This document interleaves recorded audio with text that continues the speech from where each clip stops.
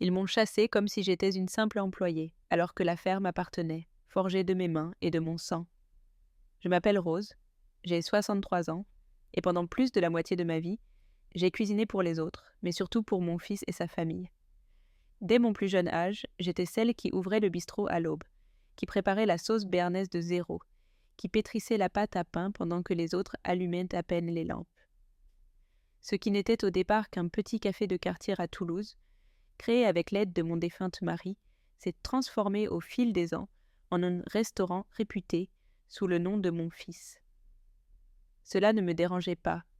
Je voulais qu'il s'élève. Jamais je n'aurais imaginé qu'un jour, ce que j'avais bâti avec tant de sueur me serait arraché par la femme qu'il a choisie pour épouse. La première fois que j'ai senti que quelque chose clochait, c'est quand ma belle-fille, Claire, a commencé à imposer des changements sans me consulter. Elle a modifié le menu, engagé un jeune chef qui savait à peine cuire un œuf sans le rater, et peu à peu, elle m'a reléguée à l'arrière-cuisine. Je ne disais rien. L'excuse était toujours la même. Moderniser le concept. Un jour, alors que je préparais le pot-au-feu du midi, j'ai entendu sa voix, ferme et arrogante, depuis le bureau. « Ta mère n'a plus sa place ici.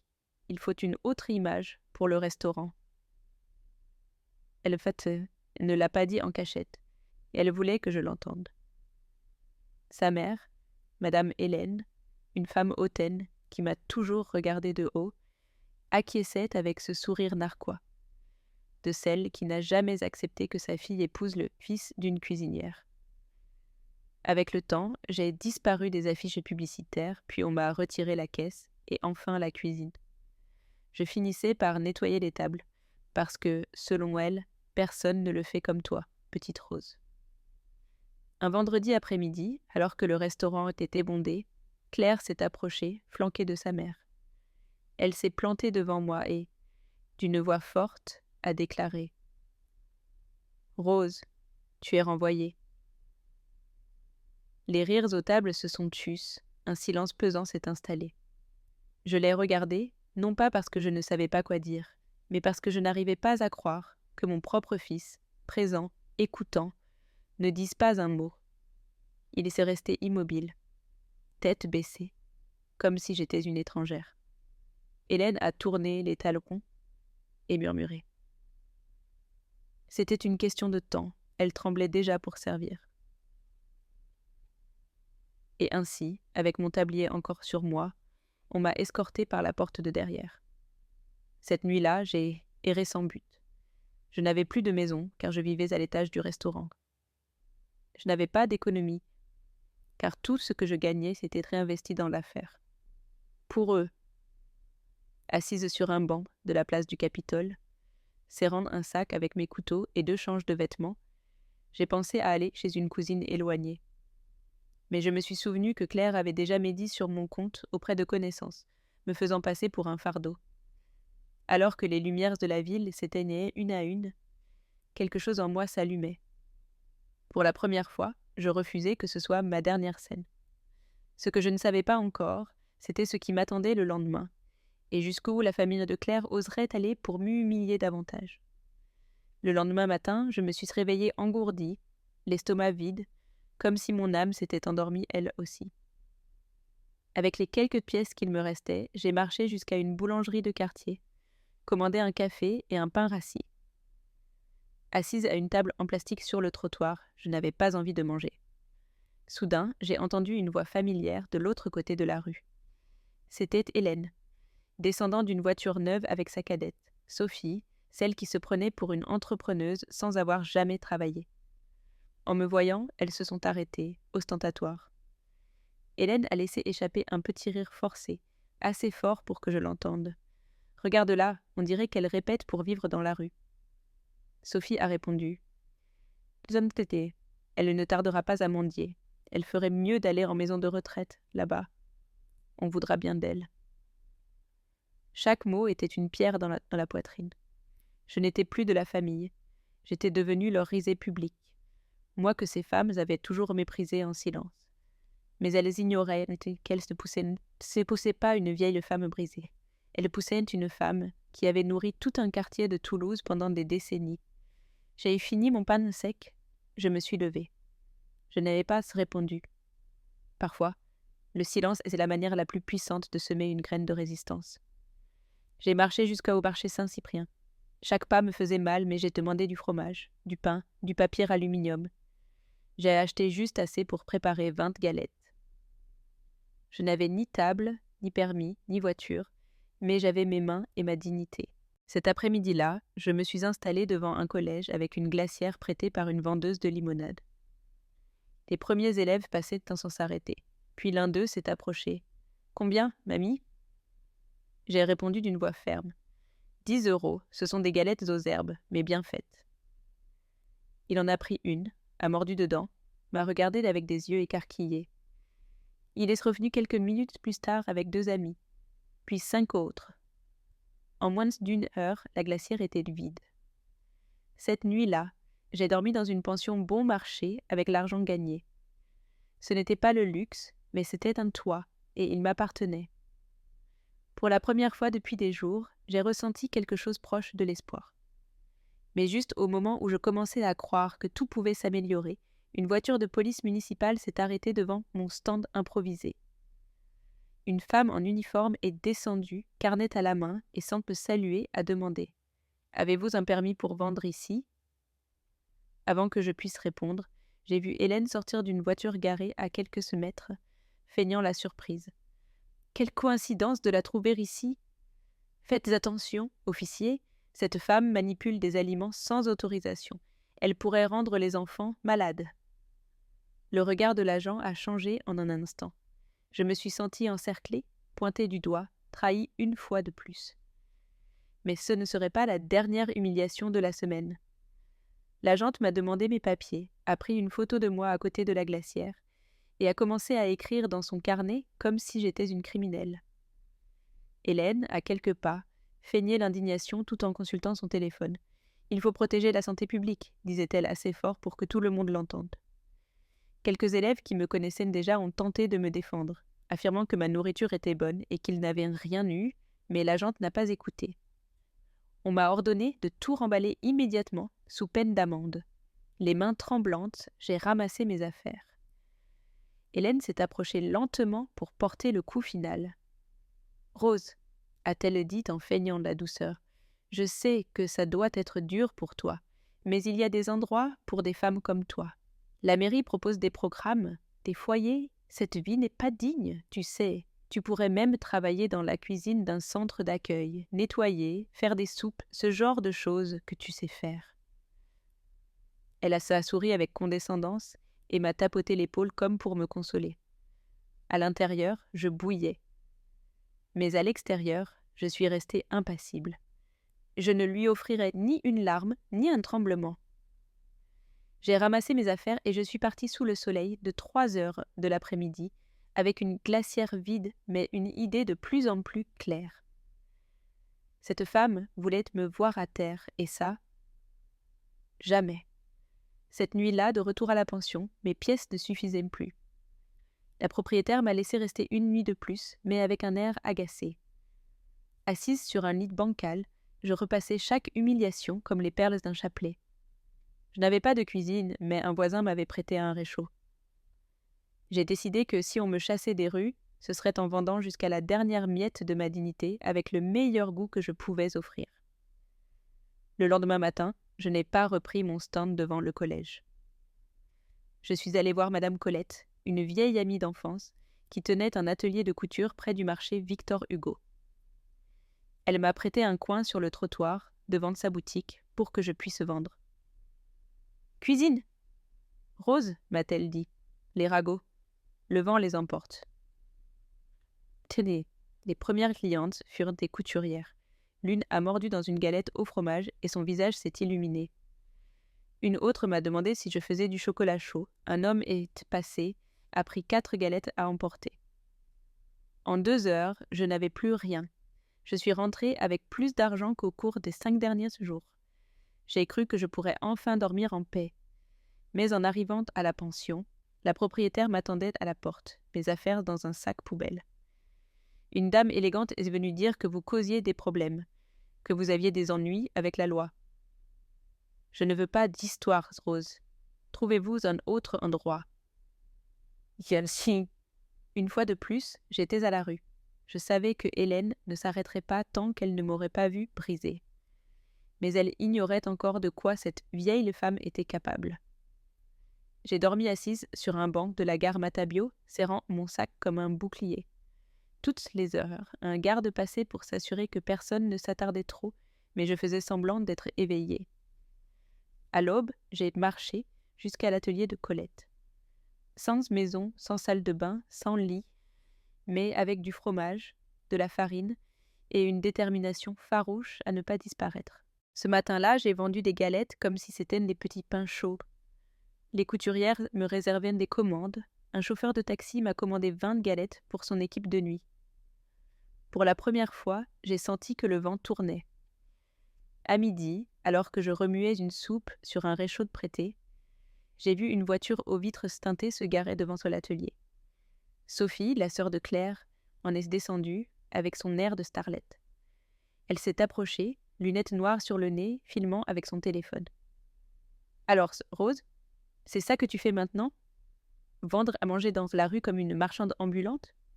Quelle honte !» Elle a tourné la caméra vers elle et a ajouté « Mes amis, voici l'ex-belle-mère de ma sœur, celle qui se prenait pour une chef et qui maintenant vend sur le trottoir. » Elle riait comme si j'étais une caricature, cherchant à m'exposer, à me ridiculiser. Ce qu'elle ignorait, c'est que de l'autre côté du trottoir, une file de clients attendait mes galettes. Colette, entendant ces cris, est sortie et s'est plantée devant elle. « Ici, personne n'est inférieur à personne, petite. Si tu n'achètes rien, dégage. » Sophie a ricané, rangé son téléphone et est remontée dans sa voiture. Mais sa visite a eu un effet. Ce soir-là, sur les réseaux sociaux, un vidéo de moi est apparu, avec un texte en surimpression. « Quand tu te crois entrepreneuse, mais que tu finis par vendre des galettes. » Les commentaires étaient cruels. Certains, qui m'avaient salué chaleureusement auparavant, riaient désormais derrière leurs écrans. J'ai fermé mon téléphone. La colère bouillonnait, mais mon orgueil brûlait plus fort. Je ne voulais pas la gloire, je voulais le respect. Et s'il fallait le regagner, je le ferais, plat par plat.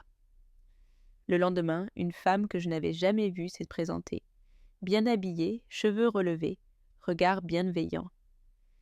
Elle m'a demandé si elle pouvait s'asseoir et goûter une galette de chaque sorte. Elle les a mangées en silence, sans un mot, jusqu'à la dernière bouchée. Puis elle m'a regardé droit dans les yeux. « Rose, je travaille pour une revue gastronomique. J'ai goûté des plats du monde entier, mais ce que vous faites, ce n'est pas de la cuisine de rue. C'est un héritage, une identité. Me permettez-vous de vous interviewer ? » Mon cœur s'est serré. Après des années à être effacée du restaurant, quelqu'un me voyait vraiment. Mais au moment où j'allais répondre, une voix venimeuse a retenti derrière moi. « Qu'est-ce qu'elle raconte sur la cuisine, celle-là ?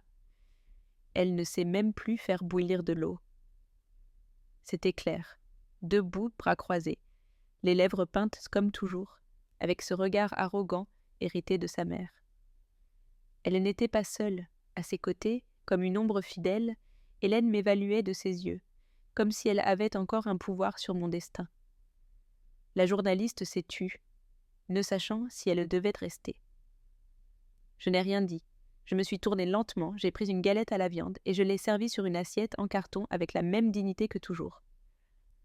Claire a souri avec mépris. « C'est ça que tu fais maintenant ? Servir à manger dans la rue et rêver de sortir dans les magazines ? Pathétique. Heureusement, mon restaurant ne sent plus la vieille graisse. » La journaliste a tenté de calmer le jeu, expliquant qu'elle était venue sur recommandation des voisins, qu'elle voulait raconter une histoire d'effort. Mais Hélène a coupé court.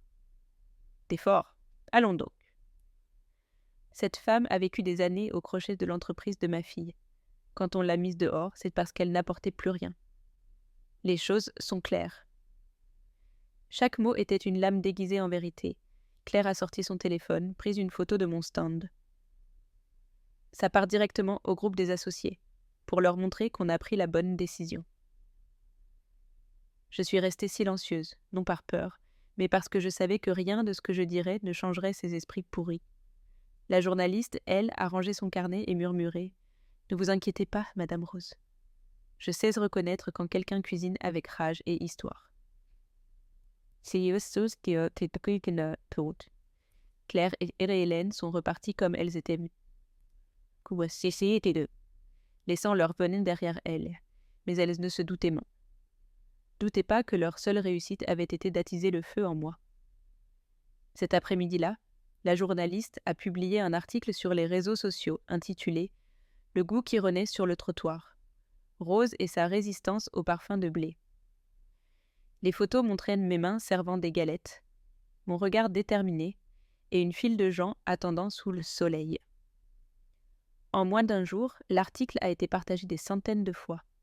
Des gens qui ne m'avaient jamais goûté venaient d'autres quartiers juste pour me rencontrer.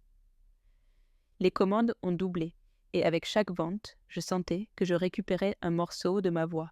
Mais le succès agace ceux qui ne supportent pas de voir grandir ceux qu'ils croyaient anéantis. 2 jours plus tard, un inspecteur municipal est arrivé avec un ordre signé. Je devais fermer mon stand pour obstruction de la voie publique. Il a dit qu'une plainte formelle avait été déposée, accompagnée de photos et de vidéos. Je n'ai pas eu besoin de demander qui était derrière. Alors que je rangeais mes casseroles, le cœur lourd, j'ai entendu une couturière murmurer. Cette Hélène ne se fatigue jamais, mais un jour, tout ça va se retourner contre elle. Et juste à cet instant, j'ai reçu un appel d'un numéro inconnu. Une voix claire m'a dit « Madame Rose, je suis intéressée à investir dans votre cuisine. Pouvons-nous parler calmement demain ? Cette nuit-là, je n'ai pas dormi. L'idée que quelqu'un veuille investir dans ma cuisine me semblait aussi lointaine qu'absurde. J'ai vérifié le numéro 1000 fois, convaincu que c'était une erreur, une blague cruelle ou un nouveau piège de la famille de Claire. Pourtant, le lendemain, je me suis rendue au rendez-vous dans un petit café près de la place Wilson. Je me suis assise près de la fenêtre, le cœur battant, comme à mon premier jour d'école. Quelques minutes plus tard, un homme d'une 40aine d'années est arrivé, bien habillé, mais sans prétention, avec un sourire sincère et une voix posée. « Madame Rose, je m'appelle Étienne. J'ai goûté vos galettes il y a 2 jours, et je n'ai pas arrêté d'y penser depuis. » Il m'a raconté qu'il tenait une petite brasserie dans le quartier des Carmes et qu'il voulait ajouter à son menu des plats traditionnels, authentiques, avec une âme. J'ai goûté beaucoup de galettes, mais les vôtres. Elles ont le goût d'une mère, d'une histoire, de la douleur et de la force. Ça ne s'apprend pas dans une école de cuisine. Il m'a proposé un partenariat. Il fournissait le local et les premiers ingrédients, moi les recettes et mon cœur. J'ai accepté sans hésiter. Nous avons signé des papiers légaux tout en règle. En moins d'1 semaine, j'avais un espace propre, digne, avec une cuisine équipée et des tables en bois rustique, comme celles de mon enfance. J'ai recommencé à respirer sans peur, un tablier neuf sur les épaules, la tête haute. Les premiers jours ont été lents. Les passants regardaient, humaines, mais n'entraînent pas. Puis, une après-midi, la journaliste qui m'avait interviewée dans la rue est revenue. Elle a pris des photos, publié un nouvel article. Du trottoir au cœur des Carmes, Rose ouvre son premier bistrot. Ce soir-là, nous avons tout vendu. Le lendemain, encore plus. Le surlendemain, une file s'est formée avant l'ouverture. Des femmes âgées venaient m'enlacer, des jeunes me demandaient des selfies. Un chef connu m'a mentionné sur Instagram. Mes mains brûlaient à nouveau, mais cette fois de travail, pas de chagrin. Le restaurant de Claire, lui, se vidait. Ses places coûteux, fades, sa froideur déguisée en élégance n'avaient plus leur place auprès des gens. Mais la jalousie est une maladie que la logique ne guérit pas. Un vendredi soir, alors que nous fermions, une femme bien habillée a fait irruption dans le local. « Vous êtes Rose ?» a-t-elle demandé. J'ai acquiescé, essuyant le comptoir. Je m'appelle Sandrine, inspectrice sanitaire. Une plainte anonyme a été déposée pour contamination croisée dans votre cuisine. Je me suis figée. Étienne est intervenu, mais Sandrine a sorti sa carte et une feuille disant à voix basse « Je vous préviens, hors protocole, ça vient de haut, quelqu'un veut vous voir tomber. » Je savais qui. La guerre n'était pas finie. Sandrine a inspecté chaque recoin de la cuisine avec une rigueur sévère mais sans hostilité. Elle a vérifié les températures, les rangements, la propreté. Rien n'était hors norme. À la fin, elle a baissé son dossier et m'a dit, presque comme un avertissement entre femmes, « Ne baissez pas la garde. Vous êtes dans le viseur de gens qui ont des relations. Prenez soin de votre cuisine comme de votre vie. » Quand elle était partie, Étienne m'a regardé, inquiet. « Ce n'est pas normal, Rose. Quelqu'un tire des ficelles importantes juste pour t'embêter. Qui peut avoir autant de haine ?» Sans hésiter, j'ai prononcé son nom comme on crache une arête. Hélène. Ce n'était plus seulement du rancune, c'était une obsession maladive. Depuis qu'on m'avait chassée du restaurant, Hélène me poursuivait dans l'ombre. Pour elle, j'étais une menace, une honte à éradiquer. Et si Claire avait hérité de sa méchanceté drapée d'élégance, sa mère portait la cruauté dans les os. Cette nuit-là, nous avons renforcé toutes les mesures sanitaires, pris des photos de sauvegarde, installé des caméras dans la cuisine. Nous ne leur donnerions aucune raison de nous fermer. Mais le vrai coup n'est pas venu sous forme de plainte. Le lendemain, à l'heure du déjeuner, parmi les clients qui remplissaient le bistrot, j'ai vu entrer un homme grand, en costume coûteux, avec un sourire tiède. Je l'ai reconnu immédiatement. Marc, le beau-frère de Claire, frère de son ex-mari. Il ne venait pas pour manger. Il s'est approché d'Étienne et a demandé à parler en privé. Je suis restée en cuisine, mais j'ai entendu chaque mot. « Je veux acheter ce local, le triple de sa valeur actuelle. Mettez un prix. » Étienne, déconcerté, lui a demandé pourquoi un tel intérêt.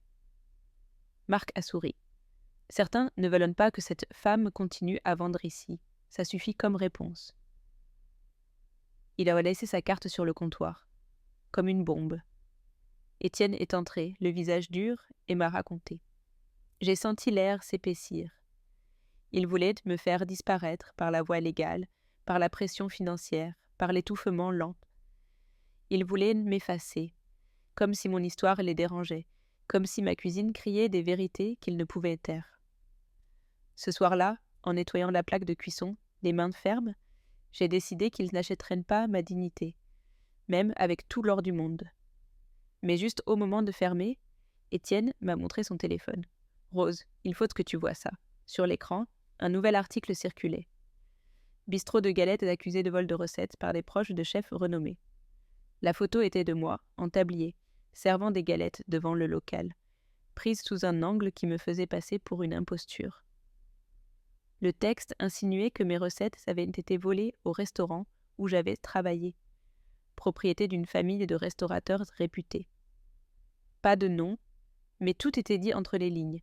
Ils voulaient me salir devant le public qui commençait à m'admirer, me transformer en voleuse, en opportuniste, en copie bon marché de ce qu'ils m'avaient eux-mêmes pris. Étienne a lu l'article en silence. Quand il a fini, il a dit calmement « Ça ne se répond pas avec colère, ça se répond avec une histoire. Et tu en as une. » Cet après-midi-là, nous avons enregistré une vidéo simple. Moi, assise en cuisine, pétrissant de la pâte, parlant avec le cœur. J'ai raconté comment j'avais appris à cuisiner avec ma mère sur un feu de bois. Comment ces recettes s'étaient transmises de génération en génération. Comment j'avais bâti le restaurant de mon fils de mes propres mains, avant qu'il ait un nom, une façade ou une licence. La vidéo a été publiée sur le compte du bistrot, et en quelques heures, elle est devenue virale. Des milliers de personnes commentaient, partageaient, défendaient. Des femmes âgées disaient que je leur rappelais de leur grand-mère. Des jeunes m'encourageaient à ne pas abandonner. Pour la première fois, je ne me sentais plus seule face au monstre. Mais les réseaux ont deux visages. À chaque message de soutien répondait une moquerie, un doute, une haine. Hélène et sa famille avaient lancé une campagne de dénigrement, utilisant des comptes anonymes et des bots. Ils disaient que j'avais été renvoyée pour avoir volé des ingrédients, que j'avais refusé une pension par orgueil, que je manipulais les gens avec un discours de victime. Ils ont même montré une prétendue lettre de licenciement signée par Claire. Tout était faux, fabriqué. Étienne m'a demandé de la patience, mais je savais que ça ne s'arrêterait pas avec des preuves.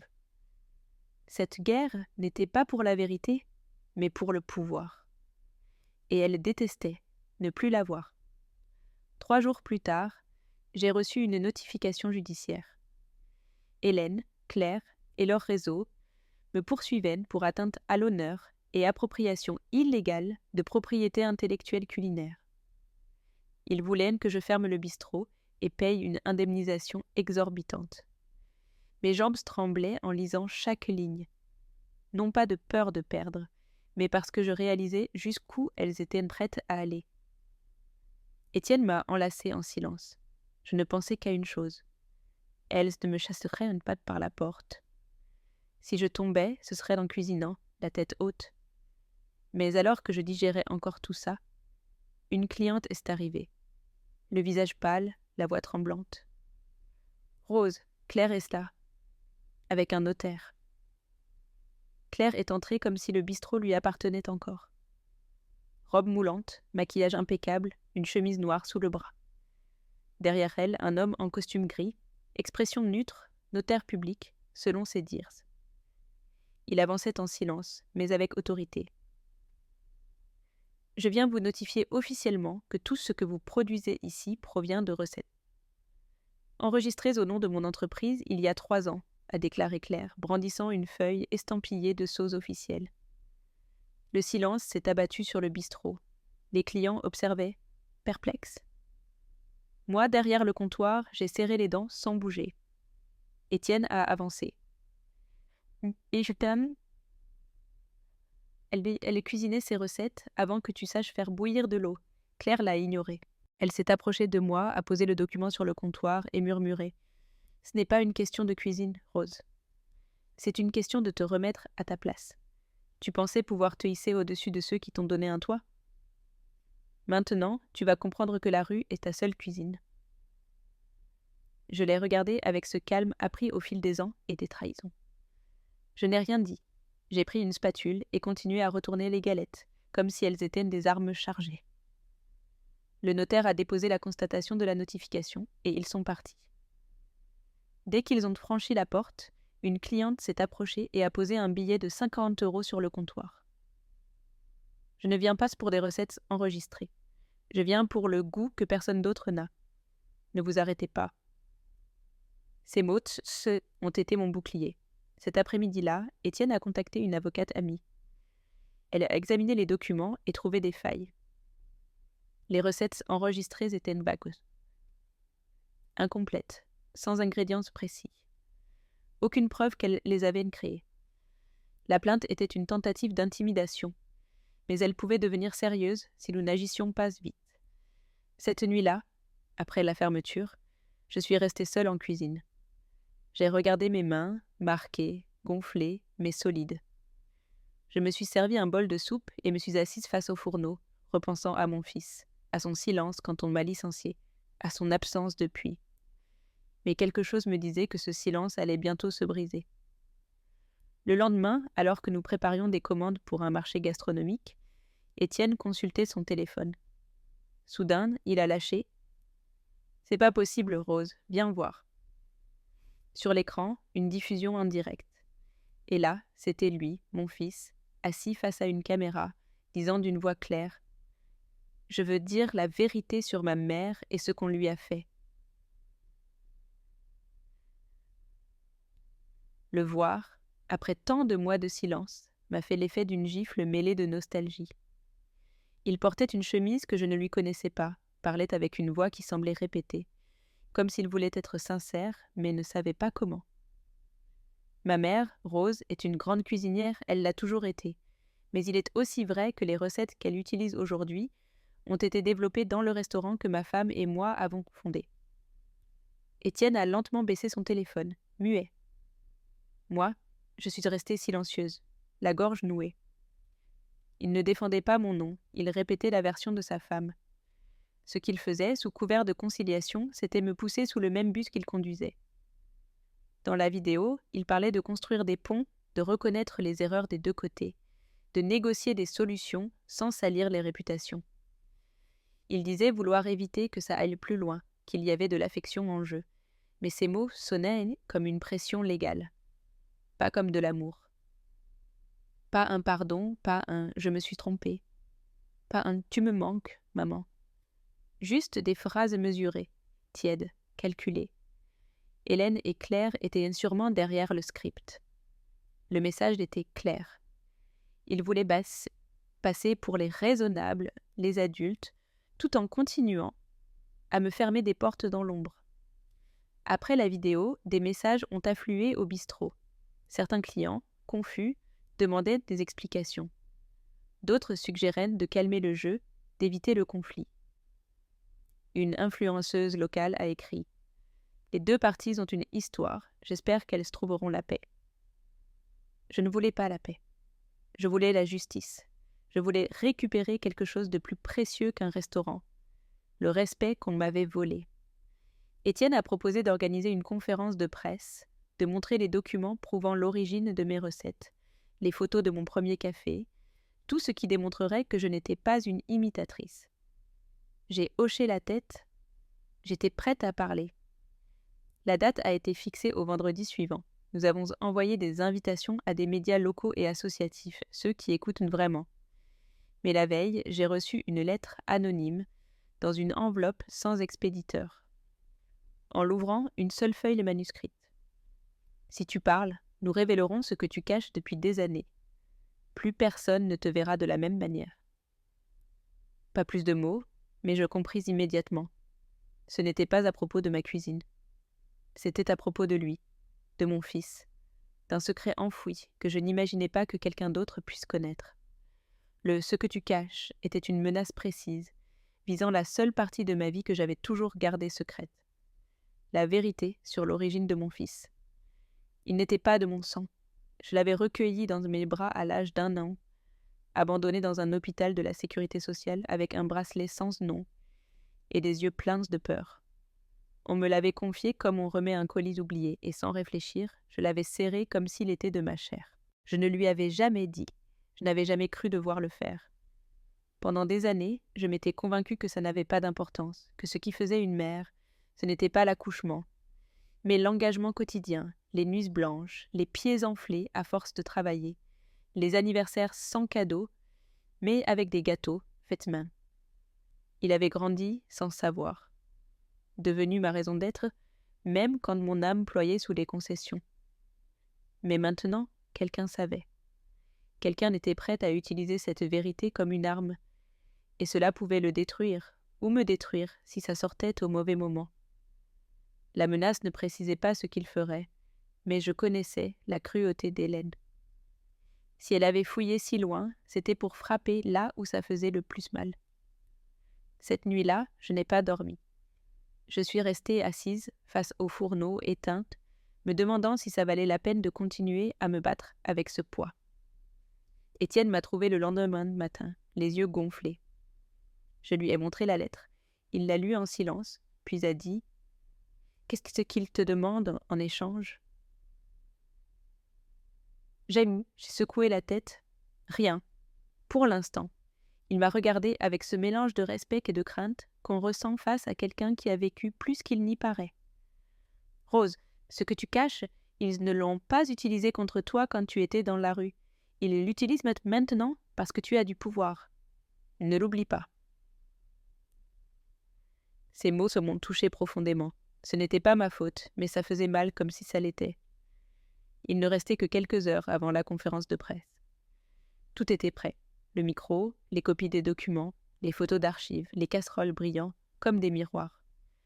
Mais juste au moment où j'attachais mon tablier, les mains assurées, Étienne est entré en courant depuis l'entrée, le téléphone à la main, pâle, en sueur. « Rose, tu ne peux pas parler aujourd'hui. » Je lui ai demandé pourquoi. Il m'a montré l'écran. Là, en gros titre, un article d'un média national. La cuisinière virale qui cache un passé mensonger. Mère adoptive, elle n'a jamais légalisé l'enfant qu'elle rejette désormais. Et la première ligne portait mon nom complet. Le monde a ralenti. En lisant mon nom dans ce titre, j'ai senti chaque lettre comme un doigt accusateur pointé sur moi devant des milliers d'yeux. L'article révélait des détails que je n'avais partagés avec personne hors de mon cercle intime. Que l'enfant que j'avais élevé n'était pas légalement à moi, que son acte de naissance original était inconnu, qu'en somme, il n'avait jamais été mien. Ils disaient que j'avais trompé tout le monde avec une fausse histoire, que mon image de mère sacrificielle était une invention pour manipuler l'opinion. Les commentaires ont explosé. Vieille menteuse, elle a volé l'enfant. Tout était du marketing. Pas étonnant que sa belle-fille l'ait virée. Chaque phrase me rongeait de l'intérieur comme une termite. Étienne a tenté d'éteindre l'incendie. Il a annulé la conférence de presse, m'a demandé de ne rien répondre, de nous concentrer sur le juridique. Mais je ne pensais plus aux documents. Je pensais à mon fils. Il devait voir tout ça. Que ressentait-il? Se sentait-il trahi? Ou comprendrait-il enfin pourquoi je l'avais toujours protégé?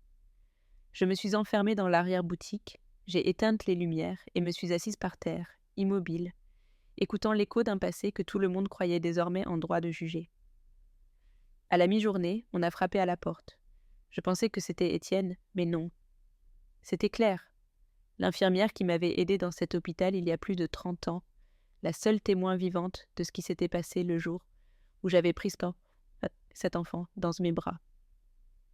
Elle m'a enlacée, sans un mot, puis a sorti de son sac une chemise jaune. Je me suis doutée de ce qu'on disait. J'ai gardé ça toutes ces années, au cas où tu en aurais besoin. À l'intérieur, des rapports médicaux, des photos du nourrisson, une déclaration sous serment attestant que j'avais accueilli l'enfant, en l'absence de parents se réclamant. Ce n'était pas une adoption formelle, mais un acte légalement documenté. J'ai pleuré intérieurement, non de tristesse, mais de soulagement. Pas pour blanchir mon nom, mais parce que quelqu'un se souvenait que je n'avais rien volé, que j'avais seulement aimé, là où d'autres avaient abandonné. Je suis sortie de l'arrière-boutique, j'ai montré les papiers à Étienne. Il les a scannés immédiatement. Ça nous sauve, mais surtout, ça te rend ton droit à ton histoire. Nous avons publié les documents ce soir-là. La réponse a été immédiate. Certains se sont excusés, d'autres se sont tus, gênés. Mais parmi tous les commentaires, un m'a fait trembler, venant d'un profil sans photo. Jolie histoire, mais je connais la vraie mère de cet enfant, et elle est vivante. J'ai lu ce commentaire au moins 10 fois. Je connais, c'est la vraie mère de cet enfant, et elle est vivante. Mon estomac s'est noué, comme si on m'avait vidé un seau de glace à l'intérieur. L'espace d'un instant, j'ai voulu croire que c'était une provocation, un nouveau coup de la famille de Claire. Mais la phrase était trop précise. Ce mot « vrai » avait du tranchant. Étienne m'a regardé, sans parler. Il a senti que l'atmosphère changeait. J'ai consulté le profil anonyme. Pas de publication, pas d'amis, juste une image vide et un nom fictif. Mais un message privé m'attendait. Si tu veux la vérité, viens seul demain, rue de la République, numéro 168, 11h. Cette nuit-là, je n'ai presque pas respiré. Dormir était impossible. Dans ma tête, les questions tourbillonnaient, des questions que je n'avais pas le courage de répondre. Était-ce réel? Et si oui, que voulait-elle? Que cherchait-elle après plus de 30 ans? Si cette femme apparaissait maintenant, après tout ce que j'avais vécu? Pourquoi? Pour le réclamer? Pour salir mon nom? Pour m'arracher la seule chose que j'avais jamais sentie mienne? Mais au fond, une peur plus intime me rongeait. Et si mon fils la rencontrait en premier? S'il la choisissait? Que ferais-je s'il décidait de m'effacer, comme il l'avait déjà fait une fois? Le lendemain matin, je suis allée à l'adresse indiquée. C'était une petite maison aux murs de briques apparentes et aux grilles rouillées. J'ai frappé, les doigts froids, une femme au visage fatigué, un peu plus jeune que moi, les cheveux tirés en chignon serré, m'a ouvert. Nos regards se sont croisés, et inutile de poser la question. Je l'ai su, elle aussi. « Entre », a-t-elle dit simplement. Nous nous sommes assises dans un salon modeste, sans photos, sans décoration, sans trace d'un passé vécu. Elle s'est présentée. Marianne. Elle m'a avoué qu'elle avait été mère célibataire à 17 ans, que sa famille l'avait forcée à abandonner l'enfant à l'hôpital, parce qu'une telle honte ne pouvait être portée. Elle l'avait cherché des années plus tard, mais quand elle était revenue, il était déjà avec moi. Elle ne s'est pas excusée, n'a pas pleuré, ne m'a pas crié dessus. Elle a juste dit une phrase qui m'a clouée au siège. Je ne viens pas le récupérer. Je viens rencontrer la femme qui lui a tout donné, ce que je n'allais pas su faire. J'étais pétrifiée. Tout ce que j'avais imaginé n'avait rien à voir avec ce moment. Marianne a sorti une vieille photo d'un bébé dans les bras d'une adolescente effrayée. Moi aussi, je l'ai aimé, mais on ne m'a pas laissé le montrer. Nous sommes restées silencieuses un long moment. Mais juste au moment où je m'apprêtais à me lever et à la remercier pour son honnêteté, elle a repris « Mais je ne suis pas la seule à venir du passé. Hélène m'a contactée, elle veut que je parle. » Ces mots m'ont frappée comme une vague d'eau sale. Hélène m'a contactée, elle veut que je parle. J'ai retenu mon souffle quelques secondes, la gorge serrée pour contenir la rage. Marianne n'a pas détourné le regard. Je n'avais pas encore l'accepter, mais elle m'a offert beaucoup d'argent. Elle veut que je dise que tu m'as pris l'enfant, que je n'ai rien signé, que tu l'as emporté en profitant de mon âge. Ma peau brûlait, non de peur de la calomnie, mais de la bassesse d'une femme capable d'aller si loin pour me détruire. Hélène ne voulait pas seulement me battre légalement, elle voulait m'annuler comme personne, me faire passer pour une imposture, même aux yeux de celui que j'avais élevé. Marianne a respiré profondément, baissant les yeux. « Je ne suis pas venue te faire du mal, Rose. Je suis venue parce que je devais comprendre. Je voulais savoir s'il avait été heureux, s'il avait mangé, ri, s'il avait été serré dans des bras quand il avait de la fièvre. Mes yeux se sont embués. Je ne savais pas quoi répondre. Comment mesure-t-on une vie de soins? Comment explique-t-on l'amour donné sans attendre de nom ni de gratitude? Il l'a été, ai-je fini par dire. Ton fils a été aimé. Pas par pitié ni par devoir. Aimé comme s'il était né de mes entrailles. Elle a hoché la tête en silence. À cet instant, il n'y avait pas d'ennemis face à face, juste deux femmes unies par une même douleur. Avoir été invisible pour un monde qui juge sans savoir. Avant de partir, Marianne m'a donné une copie du message que Hélène lui avait envoyé. Elle m'a dit que si elle ne collaborait pas, Hélène menaçait d'inventer que nous avions conclu un marché, que je l'avais payé pour disparaître. Le venin était partout. Peu importait que nous parlions ou nous taisions, Hélène avait prévu les deux scénarios. Je suis sortie de cette maison le cœur en miettes, mais l'esprit clair. Nous ne pouvions plus jouer la défense. Si elles voulaient de la guerre, elles allaient découvrir ma manière de me battre. De retour au bistrot, j'ai réuni Étienne et l'avocate et je leur ai tout raconté. Il faut parler avant elle. Toute la vérité, avec des noms, une histoire, du sang s'il le faut. Ce soir-là, nous avons enregistré une nouvelle vidéo. Cette fois, ce n'était ni de la cuisine, ni de la nostalgie, c'était du combat. J'ai regardé la caméra et j'ai parlé de Marianne, de l'enfance de mon fils, des nuits où nous dormions dans une chambre prêtée, de chaque pas que j'avais fait pour lui et de comment on voulait transformer notre histoire en un mensonge sordide. Nous avons publié la vidéo. La réaction a été immédiate. Les gens se sont mobilisés, les commentaires affluaient par milliers. Mais parmi eux, un message a retenu mon attention. « Ton fils a aussi quelque chose à dire, je l'ai convaincu. Il va parler, pute. Et tu ne seras pas prête à l'entendre. » Le message était clair et brutal. Mon cœur s'est serré, comme si l'air ne savait plus entrer. Étienne et moi avons veillé toute la nuit, surveillant chaque réseau social, chaque chaîne. Enfin, à l'aube, une nouvelle vidéo est apparue. Mon fils, seul, sans Claire ni Hélène. Il avait le visage fatigué, la chemise froissée, et ses yeux n'étaient plus ceux de l'enfant que j'avais élevé. Il a commencé à parler, la voix tremblante. Je sais que beaucoup m'ont jugé pour ce qui est arrivé à ma mère, et peut-être qu'ils ont raison. Mais il y a aussi des choses, c'est ce que qu'elle n'a jamais dit, des choses que je mérite de dire. Chaque mot était une dague pleine de doutes. Il a dit qu'il s'était toujours senti pressé de répondre à un amour qu'il n'avait pas demandé, que pendant son enfance, on l'avait fait se sentir comme un cadeau sauvé, et que ce poids l'écrasait. Je l'ai aimé, bien sûr que je l'ai aimé, mais j'ai grandi en pensant que si je n'étais pas sage, je pouvais tout perdre. Je n'ai jamais su si je pouvais être moi-même. Ses spots, c'était des lames qui s'enfonçaient lentement. Il parlait non pas avec haine, mais avec un ressentiment silencieux.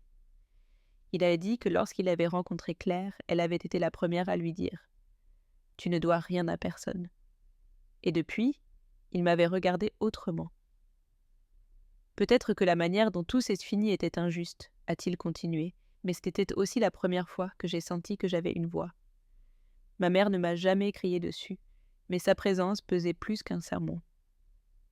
Cette phrase m'a brisée. J'ai compris qu'il parlait non pas de colère, mais d'une blessure que je n'avais pas vue, trop occupé à lui donner tout ce que je n'avais jamais eu. Il ne mentait pas, mais il ne disait pas toute la vérité, et c'était ce qui faisait le plus mal. Entre son histoire et la mienne, il y avait un fossé que nous n'avions jamais su combler. À la fin, il a conclu « Je veux juste que ça s'arrête ». La vidéo est devenue virale en quelques minutes. Les gens se sont divisés. Certains le défendaient, disant qu'il avait le droit de parler. D'autres le condamnaient, le traitant d'ingrat, de lâche, de traître. Je n'ai rien dit. Je me suis assise par terre en cuisine, entre des sacs de farine et des paquets de sucre, les mains sur les genoux, le regard perdu. Ce n'était pas son rejet qui me faisait mal, c'était sa confusion. Savoir qu'après tout ce pourquoi je m'étais battue, il se sentait encore emprunté. Et quand je pensais ne plus pouvoir sombrer, Étienne est entré en courant, le visage défait. Rose. Une notification judiciaire. Ils ont bloqué les comptes du bistrot. Je suis restée immobile face aux documents. Les mots étaient clairs, cruels, légaux. Saisie conservatoire pour plainte, en atteinte à l'honneur et appropriation illégale. Ce n'était pas un avertissement, c'était un ordre. Les comptes du bistrot, mes revenus. Jusqu'au compte d'épargne qu'Étienne avait ouvert à mon nom pour tout formaliser, tout était gelé. Par décision judiciaire, signée par un juge nommé Dubois, un vieil ami d'Hélène, de ceux qui croient que la justice appartient à ceux qui peuvent la payer. Mon cœur battait dans ma gorge. Je n'avais pas peur, j'avais de la rage. Il me coupait les ailes, mais pas les racines. Étienne arpentait la pièce, cherchant des solutions, appelant l'avocate, demandant des recours, consultant des papiers. Mais je ne pensais qu'à mes mains, aux plats que je ne pourrais pas servir demain, aux gens qui attendraient un goût que je ne pourrais plus offrir. Nous ne pouvions plus utiliser le nom commercial, ni déplacer d'argent. Le local, bien qu'encore ouvert, semblait une cage silencieuse. Ils avaient voulu me tuer de l'intérieur, et maintenant, ils essayaient de m'achever de l'extérieur. Je voyais l'impuissance dans le regard d'Étienne, la peur de perdre tout ce que nous avions construit. Mais je voyais aussi autre chose, l'envie de se battre. On ne peut pas vendre, a-t-il dit, la voix brisée. Mais rien ne nous empêche de donner. Je l'ai regardé, les yeux écarquillés, et j'ai compris ce que nous allions faire. Cet après-midi-là, nous avons préparé plus de 100 galettes. Étienne a utilisé ses économies pour les ingrédients, et moi, j'ai cuisiné comme si chaque feuille de pâte était une réponse à chaque coup reçu. À la tombée de la nuit, nous avons ouvert les portes du bistrot et affiché un panneau. Aujourd'hui, on ne paye pas. Aujourd'hui, on résiste. Les gens sont venus comme appelés par une force profonde. Ils ne demandaient pas de monnaie, ne posaient pas de questions. Ils mangeaient, pleuraient, applaudissaient. Ce n'était pas de la nourriture, c'était de la dignité servie sur des assiettes en carton. À la fin de la journée, alors que nous nettoyions la dernière table, une femme en manteau long, à la voix douce, s'est approchée. « Vous êtes Rose » J'ai hoché la tête. Elle m'a tendu une enveloppe blanche élégante. Je m'appelle Thérèse Rivière. Je représente une fondation pour les femmes entrepreneuses. Quelqu'un nous a parlé de vous. Dans l'enveloppe, une invitation à une résidence gastronomique à Aix-en-Provence, tous frais payés. Une chance de cuisiner, d'enseigner, de raconter mon histoire. Je l'ai regardée, incrédule. « Vous n'avez pas à décider maintenant, a-t-elle dit. Mais si vous acceptez, il faudra tout quitter pour un temps. » Et là, j'ai su que le prochain pas n'était pas de me battre, mais de renaître ailleurs. Cette nuit-là, je n'ai pas fermé l'œil. Assise sur ma chaise habituelle, face au fourneau vide, je tenais l'enveloppe comme une bombe prête à exploser. L'invitation à Aix n'était pas qu'une opportunité, c'était une porte ouverte pour partir, m'éloigner de la douleur, de la pression, des fantômes qui m'empêchaient de respirer dans cette ville. Mais cela signifiait aussi abandonner ma lutte, laisser Étienne, les gens qui avaient cru en moi. Était-ce juste de recommencer alors que des comptes restaient à régler? Était-ce égoïste de me sauver seule? Étienne m'a soutenue sans condition. « Tu le mérites, Rose. Pas pour ce que tu cuisines, mais pour ce que tu représentes. » Je l'écoutais, le cœur partagé.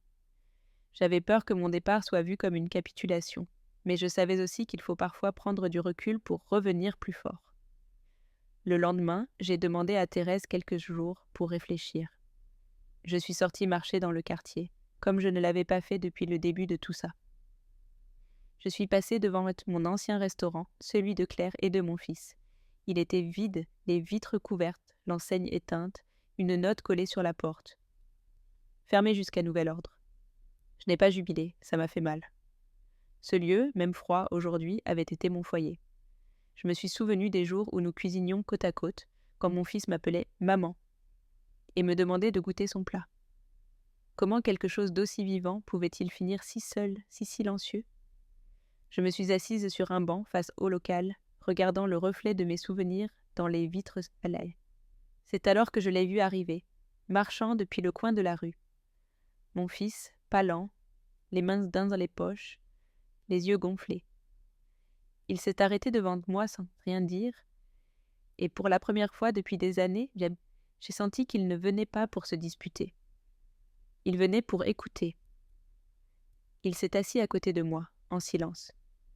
Quelques minutes ont passé sans un mot. Puis il a murmuré, presque sans voix.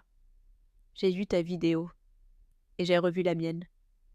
Je ne sais pas pourquoi j'ai dit ces choses, maman. » Ce mot, maman, a été comme un fil recousant quelque chose de déchiré. Je ne l'ai pas interrompu. Il a continué. « Claire m'a rempli la tête, m'a fait croire que je devais me libérer de toi. Mais tu ne m'as jamais enchaînée, tu m'as juste protégée. » Ses yeux se sont emplis de larmes. Je ne sais pas comment réparer ce que j'ai cassé. Je ne savais pas non plus. Mais avant que je puisse répondre, un moteur s'est arrêté devant le restaurant vide. Une camionnette noire. Hélène en est descendue, et en nous voyant ensemble, j'ai su qu'elle venait pour son dernier coup. Elle avançait avec cette arrogance intacte, même maintenant que le restaurant de sa fille était en ruine et que sa réputation s'effritait. Vêtue d'un manteau coûteux, lunettes noires sous un ciel gris, un gros dossier à la main, elle s'est arrêtée devant nous comme si le temple n'avait rien changé, comme si elle pouvait encore nous manipuler d'un claquement de doigts. « Quelle scène touchante !» a-t-elle dit avec ce venin masqué de politesse. La mère et le fils réconciliés devant les ruines d'un empire bâti sur des mensonges. Mon fils s'est levé, sans la regarder. « Arrête, Hélène. Je sais tout ce que tu as fait. » Elle a ri froidement. « Tout, mon petit, tu ne connais pas la moitié. » Elle a laissé tomber le dossier sur mes genoux. Voici des documents prouvant que Rose a enregistré les recettes avec l'aide d'un tiers juste avant la fondation de notre restaurant. Un fraude prémédité. Elle mentait, mais avec une telle assurance que n'importe qui aurait pu douter. J'ai feuilleté les papiers rapidement. Des copies mal falsifiées, des dates incohérentes. Une contrefaçon grossière, mais dangereuse à première vue. Avec ça, a-t-elle poursuivi, je peux rouvrir la plainte, saisir ce local, et faire interdire à Madame Rose d'exercer comme commerçante. Mon fils l'a coupé. « Tu as fini ? Parce que moi, j'ai du concret à dire. » Il l'a fixé avec une fermeté que je ne lui avais pas vue depuis l'enfance. « Si tu continues, je témoignerai sous serment de tout ce que tu as fait pour l'écarter. Des menaces aux fournisseurs, aux manipulations de témoins. J'ai des messages, des emails, des enregistrements. » Hélène s'est raidie, son sourire y a disparu. « Tu joues avec le feu, petit. » « Peut-être, a-t-il répondu, mais tu as oublié que j'étais là, moi aussi, et j'en ai marre de me taire. » Elle l'a dévisagé, mêlant colère et déception, comme si elle n'arrivait pas à croire que son atout s'était retourné contre elle. Elle a rangé ses lunettes et remonté dans sa camionnette, mais avant de partir, elle a abaissé la vitre. « Ce n'est pas fini, Rose. J'ai encore une cartouche et je ne vais pas la garder. » La voiture s'est éloignée dans le bruit du trafic. Mon fils s'est rassis à côté de moi, muet. Puis, me regardant dans les yeux, il a dit quelque chose qui m'a coupé le souffle. « Maman, je veux t'aider à ouvrir un autre restaurant. Mais cette fois, on le fera ensemble. » Entendre mon fils dire « on le fera ensemble » m'a fait respirer à nouveau, comme après des années sous l'eau. Pour la première fois, sa voix était libre, sans l'ombre d'Hélène, ni l'écho toxique de Claire. Nous avons marché dans le quartier comme quand il était petit et qu'il me demandait des histoires en revenant du marché. Nous parlions du nouveau local, des plats à proposer, d'inviter Colette à faire du pain, les couturières pour broder des nappes. Ce n'était pas du business, c'était de la famille, de la communauté, un projet sans nom d'emprunt ni toit volé. Cette semaine-là fut un tourbillon de décisions. Nous avons vendu le matériel du bistrot saisi, avec l'aide d'Étienne, qui a refusé d'accepter un centime. « Ma récompense, c'est de t'avoir connu, » m'a-t-il dit. Avec l'argent, nous avons loué un petit local dans une rue moins passante, mais pleine d'âme. Les murs étaient usés, mais je les voyais déjà vibrants d'avenir. Nous avons peint les façades ensemble, accroché des photos de cuisinières, créé un menu de zéro, sans rancune. Cette fois, je ne voulais rivaliser avec personne. Je voulais cuisiner en paix. Et mon fils, sans le dire, cherchait la même chose. Le jour de l'inauguration, les voisins, amis, anciens, clients et même des journalistes locaux sont venus. Le lieu s'est rempli de vie. J'ai servi les premiers plats, les mains tremblantes d'émotion. Quand la dernière cliente est partie, nous sommes restés seuls, enlacés devant la cuisine. Tout recommençait, mais juste au moment où je pensais que nous pouvions enfin respirer. Étienne est entré en courant, le téléphone à la main. « Rose, n'ouvre pas les réseaux, ne regarde rien. » J'ai pris l'appareil. Sur l'écran, une vidéo publiée par un compte anonyme. Je l'ai ouverte, et là, une vieille vidéo, filmée à mon insu, où je discutais avec mon fils quand il avait 15 ans. Ma voix était dure. Je le grondais pour avoir pris de l'argent dans mon porte-monnaie. « Si tu continues, tu finiras dans la rue. » Il pleurait. Une scène de douleur, sortie de son contexte, et maintenant dans les mains de quelqu'un qui savait la tordre. La vidéo se terminait par une phrase à l'écran. « Voici la mère exemplaire que tout le monde vénère. » Mon fils l'a vu aussi. Il s'est pris la tête dans les mains. C'est moi qui ai filmé ça avec mon vieux portable. Je ne l'ai jamais partagé, jamais. Mais il était trop tard. La vidéo se propageait comme une traînée de poudre, et juste quand il semblait que ça ne pouvait pas empirer, une seconde partie est apparue, avec un son trafiqué. La même scène, mais ma voix, modifiée numériquement, sonnait encore plus agressive. Des phrases ajoutées que je n'avais jamais prononcées. « Tu ne vaux rien, tu es un fardeau, j'aurais préféré ne jamais t'avoir pris. » Des mots cruels, empoisonnés, qui me déchiraient la gorge, même en sachant qu'ils étaient faux. Les réseaux sociaux ont explosé. Alors, c'était ça, la Sainte Mère ? Tout était faux, actrice de bas étage. Du jour au lendemain, l'admiration du public s'est muée en doute, en moquerie, en lynchage. Mon fils était effondré. « Maman, je te jure, je n'ai jamais partagé cette vidéo. C'était stupide de la filmer, j'étais en colère, mais c'était il y a des années. Et maintenant, on en fait un monstre. Je l'ai serré dans mes bras. La tempête dehors m'importait peu, mais le voir si exposé, si coupable, me brisait. Étienne nous a montré les données de la vidéo. Elle avait été postée depuis une adresse IP située dans le quartier UP de Saint-Éloi, la maison d'Hélène.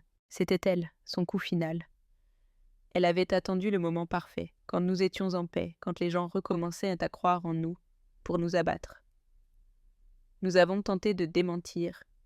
Nous avons publié une vidéo réelle de ce jour-là, heureusement conservée dans une vieille sauvegarde.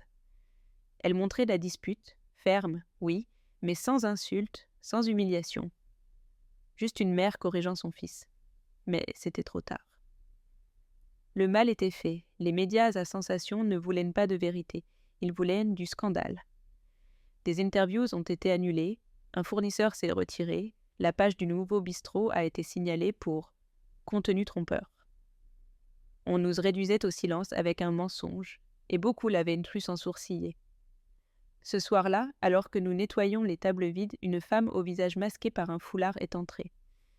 Elle s'est approchée lentement, a posé une enveloppe sur le comptoir. « Ça vous appartient » a-t-elle dit avant de partir. Dans l'enveloppe, une clé USB.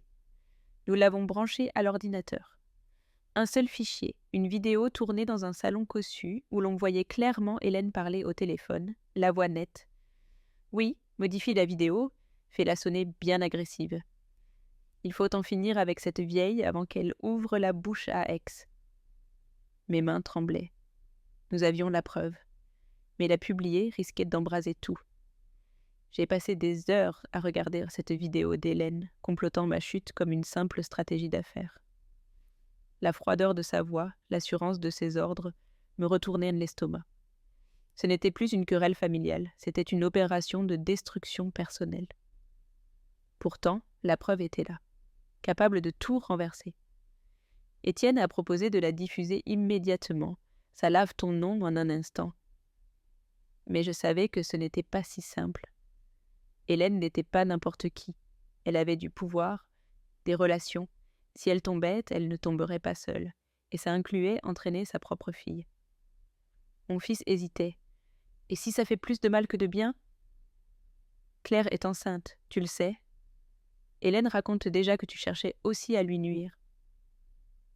Je suis restée silencieuse. Je n'avais plus la force de haïr. Mais la grossesse de Claire m'a frappée comme un sac de pierre. Cet enfant grandirait en entendant la version de la femme qui m'avait fait le plus de mal. Et si je ne parlais pas maintenant, mon histoire ne serait pas seulement tachée, elle serait ensevelie. J'ai serré la clé USB. Je ne fais pas ça par vengeance. Je le fais parce qu'on m'a déjà trop pris, et cette fois, je ne me tairai pas. Nous avons publié la vidéo, brute, sans filtre, sans montage. La réaction a été immédiate. Elle est devenue virale en moins d'une heure. Des médias nationaux l'ont relayée, certains doutaient, d'autres je la validais avec des expertises. Mais l'effet sur ceux qui connaissaient Hélène fut radical. Entrepreneurs, chefs, figures publiques, tous ont pris leur distance. Son nom, autrefois gage de pouvoir, est devenu synonyme de manipulation. Moi, pour la première fois, on m'appelait avec respect à la télévision. Rose. La femme qui a résisté à un lynchage public et dévoilé un réseau d'abus dans le monde de la gastronomie. Mais une guerre ne se gagne pas avec une seule victoire. Ce soir-là, un coursier a frappé à la porte du bistrot, apportant un nouveau document légal. Je l'ai ouvert, les mains fermes. Ce n'était pas une plainte, mais une demande de conciliation formelle, signée par Claire. Elle proposait une réunion privée, sans presse, sans avocat, juste elle, mon fils et moi. Elle disait être prête à parler du passé et de l'avenir. Je suis restée interdite. Étienne m'a regardée, sérieux. Tu penses qu'elle est sincère ? Je ne savais pas quoi répondre, mais quelque chose me disait que cette rencontre n'était pas ce qu'elle semblait. La réunion fut fixée au samedi suivant, dans un salon discret d'un hôtel du quartier Saint-Cernin. J'y suis allée avec Étienne, mais il se restait à l'entrée, condition imposée par Claire. juste nous trois. Le salon était sobre, presque comme si on voulait qu'aucun souvenir visuel ne subsiste. En entrant, j'ai vu Claire, assise, son ventre à peine visible sous une robe beige.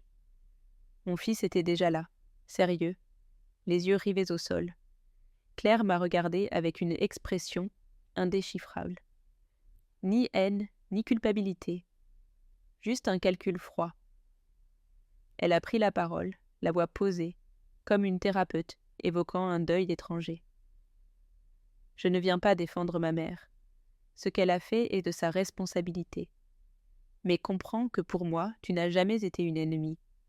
Un obstacle, oui, mais pas une ennemie. Chaque mot était une écharde. Elle parlait comme si mon existence avait été un frein, pas une présence, comme si mon amour pour son mari et mon dévouement au restaurant étaient de simples interférences. Puis son ton a changé. Cet enfant que je porte arrive dans un monde innocent. Je ne veux pas qu'il grandisse au milieu d'insultes ou de scandales familiaux. Alors, je propose ceci. Elle a sorti une enveloppe. À l'intérieur, une proposition manuscrite. Il s'engageait à abandonner toutes les poursuites si je retirais toutes les publications liées à Hélène et signais un accord de confidentialité m'interdisant de reparler du restaurant, du conflit ou de mon rôle de fondatrice. En somme, le silence, l'oubli, un trait sur tout. Elle m'a regardée avec un sourire léger. La paix, Rose, mais avec des conditions. Mon fils, voyant mon expression, est intervenu. Ce n'est pas ce qu'on avait dit, Claire. Tu avais promis de réparer, pas d'effacer l'histoire de ma mère. Elle a haussé les épaules. Parfois, pour refermer une plaie, il faut la recoudre. Je me suis levée sans toucher le papier. Encore une fois, non. Je ne suis pas venue négocier ma mémoire. Cet enfant que tu attends demandera un jour qui j'étais, et je ne permettrai pas qu'il grandisse en n'entendant que ta version.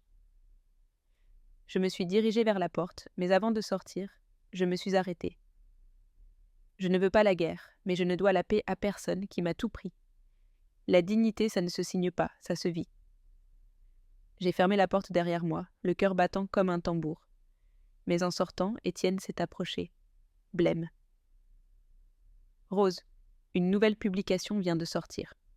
Cette fois, ce n'est pas contre toi. C'est contre ton fils, et ça vient de l'intérieur. L'article était féroce. Un reportage publié par un média numérique, signé par un chroniqueur lié à d'anciens associés d'Hélène. Le titre ? Le fils prodigue.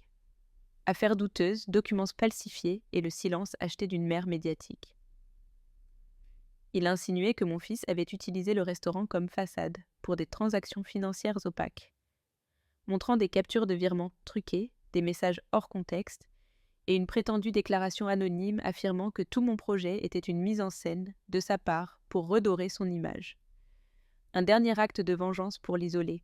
Mon fils l'a lu en silence. Il n'a pas nié, n'a pas expliqué. Il m'a juste regardé. « Je ne peux plus, maman. » Il m'a avoué ce qu'il n'avait jamais osé dire, que Claire et Hélène l'avaient poussé à utiliser les fonds du restaurant quand ils étaient encore mariés, sous le nom de l'ancien établissement, qu'il avait signé des choses sans comprendre, qu'il avait couvert des erreurs, et que tout cela le rattrapait maintenant. Je voulais faire ce qui était juste pour toi, mais je n'étais pas propre avant. Je ne mérite pas ton pardon, mais je devais te le dire. Sa voix s'est brisée. Dans ses yeux, je ne voyais plus l'homme perdu, mais l'enfant que j'avais élevé avec des mains usées et un cœur plein. Je ne l'ai pas enlacé, je ne lui ai pas dit que tout allait bien. Je l'ai juste écouté. Parfois, le pardon commence par là. Je l'ai accompagné chez un avocat, où il s'est présenté volontairement, prêt à tout clarifier. Il a parlé, montré ses emails, confessé ce qu'il savait. Il est tombé sans armure, mais avec dignité.